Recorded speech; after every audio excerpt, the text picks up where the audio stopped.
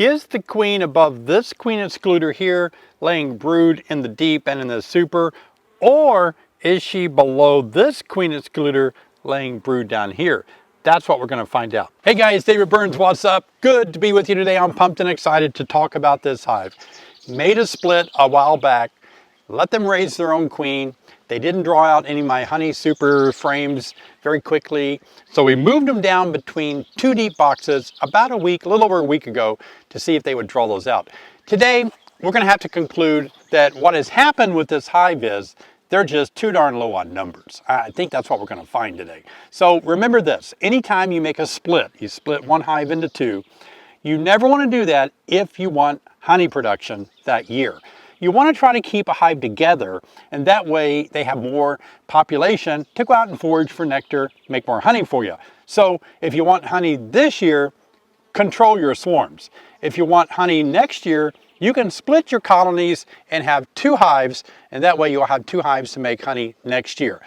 If we really like our queen and we expect her to do be doing well, then we're going to see a lot of frames of brood, and that way we know population will increase. If this super here has not been drawn out, then what we're going to do, we're going to take it off, we're going to move it to that hive over there that's rocking on pulling out frames. We're going to swap the supers to get it drawn out. We're going to offer our online courses at 50% off coming up in just a few days.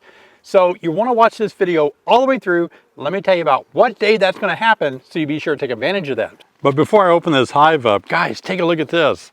This is not what Illinois is supposed to look like. You see that? It looks like humidity. I grew up in the South, and that's what humidity looks like. The humidity is 60% right now. There's not much humidity. You know what this is? This is Canadian wildfire smoke. And you can just see it all through the air. In fact, I have a weather station. It's an ambient WS2000 weather station, and I've added all the extra features to it. One of the features is it measures the particles in the air, such as smoke like we see here.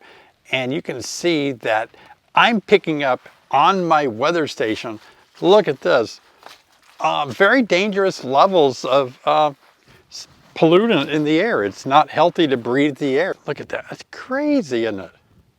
Hey guys, David dropping in here while we play with these bees, trying to figure things out.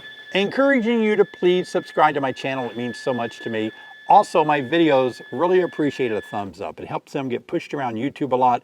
YouTube gives me a pat on the back when you give me a thumbs up, so I'd appreciate that. Now let's get back in this hive. So let's go ahead and look at the middle one. Ooh, look at that. We got some drone brood up here. Now, why would we have drone brood up here? Well, all you have to do is read the top of the frame. Do you see what the top of the frame says? It says no foundation. So since there's no foundation, as you can tell by the communication holes, no foundation, I just put this frame in there. And what they did, they drew it out to be drone size foundation. That's why there's a frame of drone brood. Yeah, there's a million things you can do with that drone frame. You could wait until it's capped over, use it for Mite Control, freeze it, all that good stuff. Yep, that's capped over. All right, so yep. The queen is up here and above the queen excluder, above the super, because you can see eggs and young larvae down in those cells. No need to find the queen right now. We know where she's at. She's up here. I'm betting the queen is in the deep below the super box. So let's go ahead and take the heavy super off. A little hive management here. I'm excited to offer my classes at 50% off in just about a week. So I'll tell you what day it is, what time to be looking for that. The population needs to pick up. So we're going to have to wait until these frames emerge and these bees get a little older so they can forage. So we're almost at least a couple of 3 weeks away before all of this brood starts flying and gathering nectar. Now this frame just got pulled out. Not the best brood pattern there. Not the worst brood pattern there. Not the best either. Hopefully we'll see some better brood pattern. Yep, still not happy with the brood pattern. I still find that to be just on the bottom side of okay. I like for it to be like a solid sheet, and it's a little scattered. Not seeing the queen there. Yep, definitely a scattered brood pattern. Not happy with it at all. Look at that. I mean, a little bit better, but not good. And on this side, worse. So this queen has not done us any good. This queen has to be replaced. Now you may ask, how long should you put up with the queen that is actually displaying a spotty brood pattern? Not long at all. I know. All right, let's take a look at this super, see if they've done anything at all to it. I can already tell the answer is no. Isn't that amazing? This would be probably the best choice, the one in the middle. Look at that. Zilcho. It's just not going to happen. So we're going to put this one, this is going to be cool. We're going to swap the one over there that they're pulling out fast. We're going to put this one on the heavy duty hive over there and let them pull it out and move that one over here. That's going to be fun. These are neat things that you can learn to do as you get a little bit more experience under your belt as a beekeeper. Need some smoke. Okay, I brought my deep box over here. I think the queen is in here. Showed you guys in a previous video how it's easier just to move a deep box away from the hive and you can begin looking at it over here.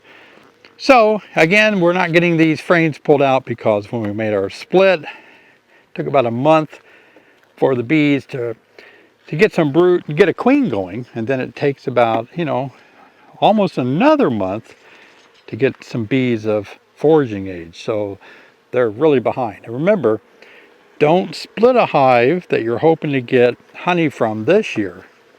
Only split a hive to make another hive so that 2 hives next year can make honey for you. Keep the hive together if you want honey this year by simply doing swarm control. So we're asking a little bit too much, I think, from this hive by trying to get them to do a lot of super stuff. All right, here's the spotty brood pattern. We're looking for the queen, and that's the spotty brood pattern that we're not really thrilled with. Again, it's not horrible, but it's not what you want to see. So we're going to find the queen and thank her for trying. Well, I found her, and she was all the way over against the wall on a honey frame, which I say the queen is never on a honey frame. She is a beaut. She's big and large. She is going to have to go. I may just go ahead and then grab a queen and put her in a queen cage for a mated queen from a mating nook, and that way I was going to put a cell in here, but I'd rather just now put a mated queen in here. All right, so I got some powdered sugar and water and made up some queen candy. Look at that. And what I'm going to do is just take an old queen cage like this and just push it down into the queen candy until I can get, a couple of plugs. I don't want to fill it up all the way, but I want to fill it up enough to let them eat through it. That's pretty good right there. Save this queen candy here. You can put that in a plastic bag with a little bit more water, or go ahead and fill up some of these cages if you need them, if you're raising queens. Well, as you can see, I got my queen out of a mating nuke over there, but I went ahead and marked her. You see her? And we're going to put her in here. I put the top back on this hive. I waited about 3.5, almost 4 hours. Came back, took the top off for you. And what we're going to do is put her right here in the middle. Most people say you should wait 24 hours before introducing a queen, and I say that too. But I'm in a hurry today. So let's put it right there. Put her right there, hanging it with a 8-penny nail. Oh, one of the things I want to tell you guys, notice that right here, because I've placed the queen cell in the middle, I have actually violated bee space. And what that means is there's space, the way my camera lines up really well, you can see the space that the bees could actually build stray comb in here because these frames are not touching. And there's not much we can do about it because we need to get this queen released. So I can get by with this 2 or 3 days. I'll come back once she's out and I'll center it up by putting my fingers on each side of the walls and pushing all the frames tight in the middle, filling this gap up. Looks like they like her okay. Oh, we got a super to put on. Now I'm going to move the super over that's ready for harvest, and I'm going to put it right here because that's going to be a queen excluder. And so they won't really go up in that super because there's nowhere to lay. It's all capped over. Most of it's 100% capped over. Well, when you have a hive like this that's doing a good job drawing out your frames for you, then take advantage of that. I got little spots on this old super that don't seal up good enough for the bees, and they're trying to propolize any little openings there. But what we're going to do today is go ahead and take this honey super off here and put it over there on the other hive, since it's already drawn out. And then we're going to bring our super that we can't get drawn out and let these guys draw it out. So my philosophy is take the hives that are doing stuff and let them do it for you. For example, this hive here is really good at drawing out frames of honey super frames. So if you need honey super frames drawn out, we tried everything over there, we can't do it, bring it over here. Let a hive that's good at it, let them do it. That's kind of cool, isn't it? Oh yeah, look at that. So about a couple of weeks, they've drawn it out and capped it over. That's what's supposed to happen. So this is a go-getter hive right here. All right. So what we're going to do is just make sure the queen's not up here by looking at generally most of them. Make sure there's no brood up here, and then we'll slap it on that other hive over there. I would expect any brood in this super to be usually starting about this frame, this one, and this one. So let's go ahead and look. We're just verifying. I'm not going to take a lot of time trying to find the queen. I'm just going to verify this honey super doesn't have any brood or any places for the queen to lay. Look at that, 2 weeks drawn and pulled out, capped over. This needs harvested. It doesn't need put over there, it needs harvested. But we'll put it over there and it'll sit over there nicely. I'm gonna move it over bees and all, it'll be fine. And then let's bring the other one over and let the bees here draw that one out. Is that wood I'm tearing up? Dang. Thought it was a queen excluder or something. It's wood. Yeah, it's going to be heavy, isn't it? It's heavy. It's very heavy and sticky. Oh, heavier than I thought. Let's see. Oh, I see. There's a little divot. Yeah, some chunks of wood are missing out of the sides of this box. Is what's happening. Yeah. Well, we'll fix it from the outside. We don't have a lot of time left on the clock today to fix that little knot hole that fell out or something, and similarly over here. Okay, girls, I'd like to compliment you on a great job that you did actually getting that other honey super pulled out so nice and fast. I'm going to give you another one, so would you please do the same with this one, because the other hive wasn't going to get it accomplished. Good luck, girls. We'll check back in a couple of weeks. Now I'm going to move the super over that's ready for harvest, and I'm going to put it right here because that's going to be a queen excluder.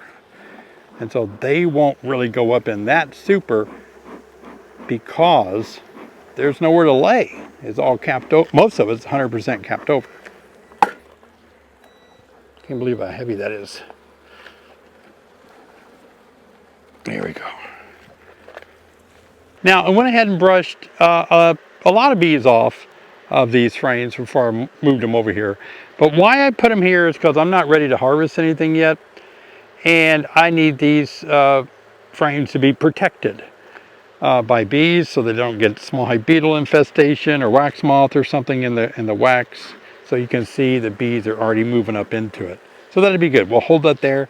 Now we're going to put the other super on that is theirs with a little brood in it, and that brood's going to emerge and be fine. they're going to use this for a honey super on top once the brood emerges. Sometimes you can get by with not following all the bee rules that we have.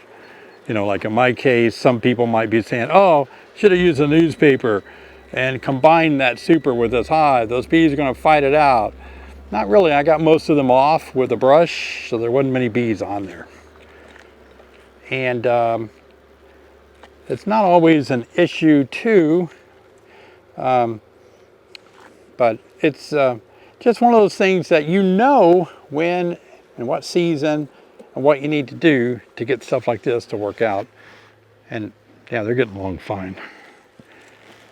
All right, we got our queen excluders off, and we got their old super back on, and we brought the super over that's capped over, almost all the way capped over, almost ready for harvest, sitting here. It's acting as our queen excluder. When this queen emerges from her queen's cage, starts laying, then she won't be able to go up here or here. This brood is going to emerge and turn into a honey super.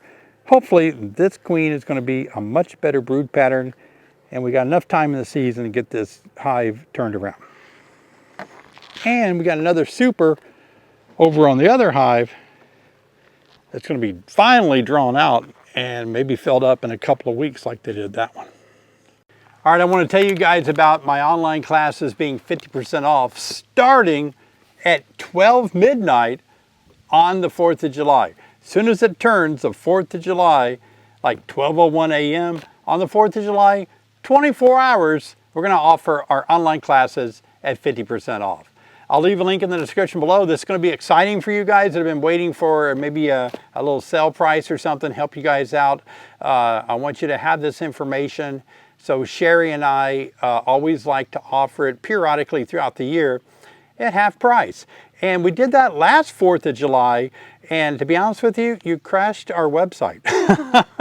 Yeah, it was kind of weird, but we're ready for your orders this year. It's not going to crash. This does not mean that if you've purchased them before, you can get your money back, nor does it mean that on the 5th of July, you can say, oh shoot, I missed it, can I do it anyway? It's just a 24-hour block of time, and if you're fortunate enough to be able to purchase them then, that's the only time the sale price is activated. That's an online thing that we have no control over. We just set the parameters. So we really can't, it's a digital item. We can't make exceptions. So 24-hour period, don't miss out on that. We want to help you guys out. Look at this. Somebody sent me a box, and it is from Iowa. Let's take a look what is in it. A lot of you made comments about how I always carry a pocket knife on me.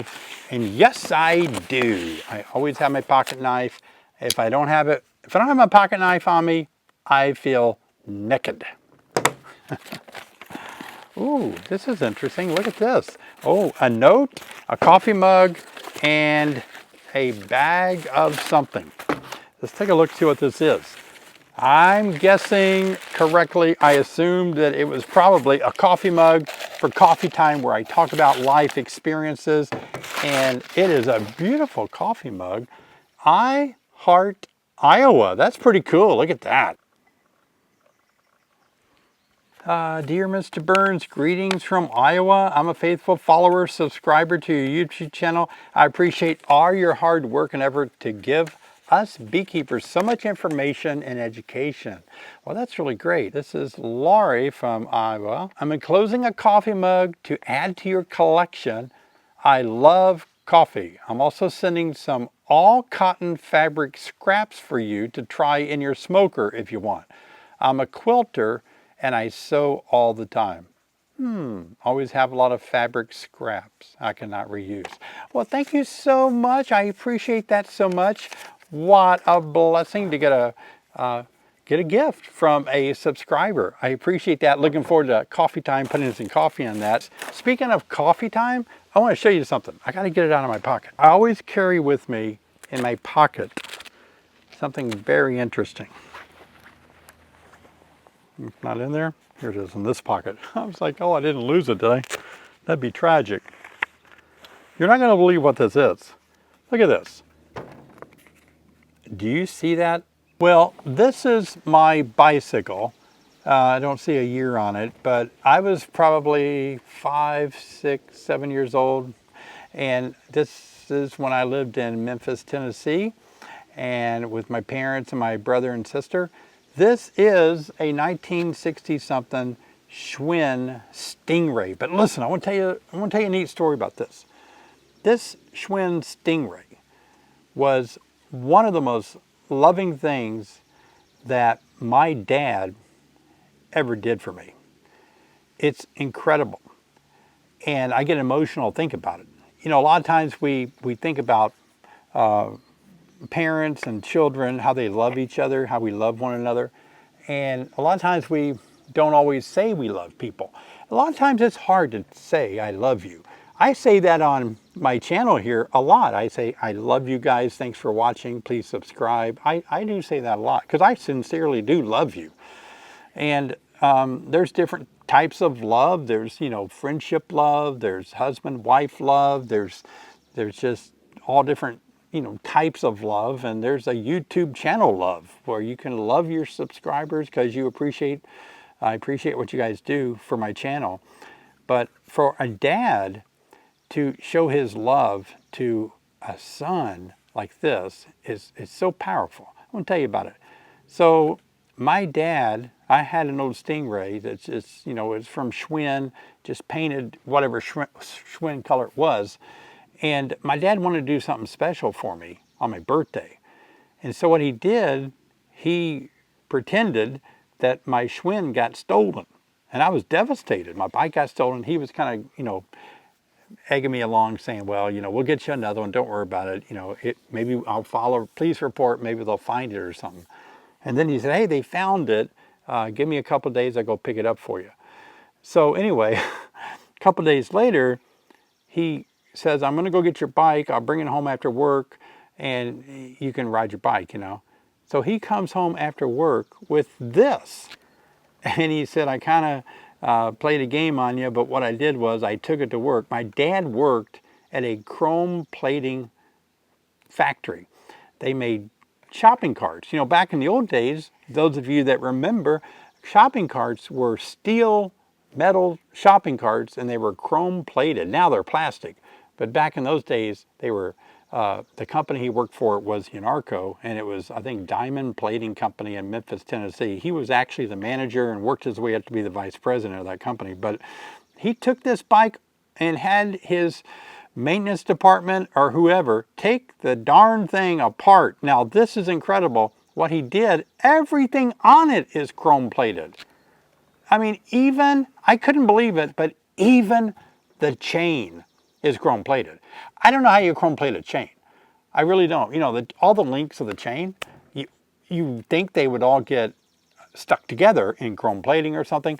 He chrome plated my chain. The most beautiful bike ever. What I wouldn't give to have that chrome plated Stingray today. Somebody may have it. Somebody may have the bike that my dad gave me. But he wanted to show his love for me. And, you know, he had to spend hours doing this for me. He wanted me to have a beautiful chrome-plated Schwinn Stingray bicycle. Look at that banana seat. Remember those banana seat guys? At sometimes I put those big, gosh, what were those called? Those big bars up the back. I can't think of the name anymore. It's been too many decades ago. It's not a Sissy Bar, is it? Is that what it's called? Sissy Bar? But, you know, you could put a tall Sissy Bar on the back of it. And of course, I had, at times, I put extended forks way out here, put a little wheel on the front. Had a big, you know, looked like a cool motorcycle chopper. And then I, of course, put playing cards, you know, in my wheels with a clothespin to make it sound like a motorcycle. I did all the things that kids did to their bikes back then. Now, I want to tell you about a bicycle like this. When you were in the 60s riding around in a big city with this, and then, you know, back then your mom and dad didn't care where in the world you went, as long as you were home before the street lights came on. Missed that one time, and boy, I'll tell you what, my back end was lit up after they told me never to do that again.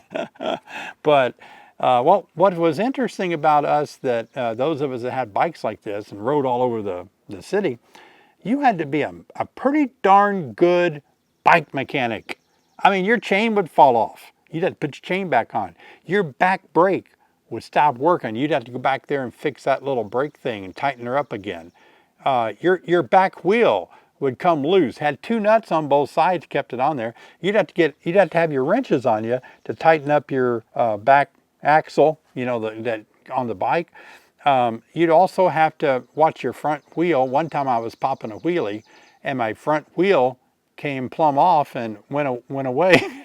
And I tried to pop the wheelie as long as I could, but I finally had to let her down and I went over the handlebars. But you know, isn't that funny? Some of you are laughing because you know what I'm talking about. You had to be a bike mechanic. You couldn't call your mom or dad up and say, hey, my chain fell off.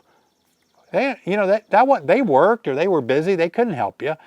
You had to fix your own bike. We were bike mechanics. It's pretty cool times, wasn't it? Now, I want to tell you something. When I was younger, when I was, you know, 6, 7 years old, I was a different person than I am now. When I was 20 years old, I was a different man then than I am now. When I was 30, 40, 50, really, 10 years ago, I'm a totally different man today than I was even 10 years ago. We're always changing. Now, one of the things about love is that you can't love anybody until you love yourself. Now, hold on. Don't leave me. Let me talk to you about it. How do you love yourself? It's hard to love other people if you hate yourself, or if you don't like yourself, if you don't like the way you look. If you don't like the way you look, you're probably not going to like the way anybody looks, because there's jealousy. I don't look as pretty as they do. I'm ugly.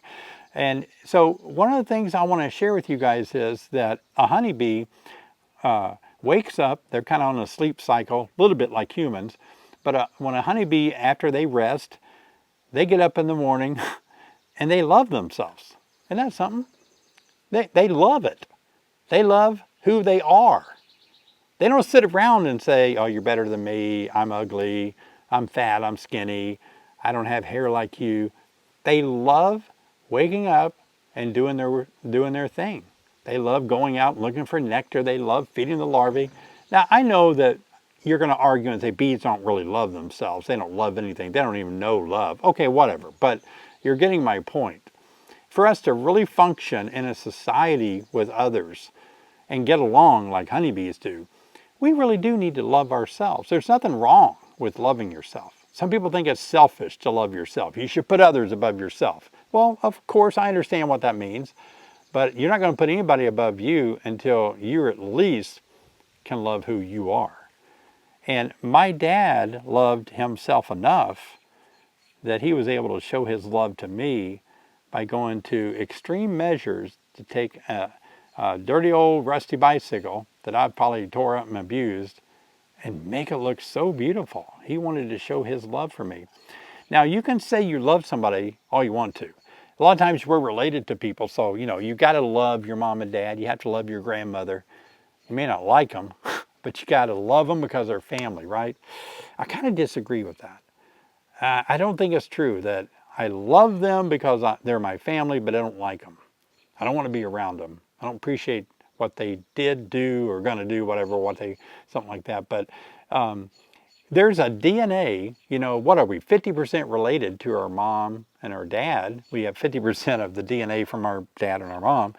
What are we, 25% related to our siblings, approximately. So, you know, there's something in the DNA that if you love the people that you're related to, that is powerful. It is significant.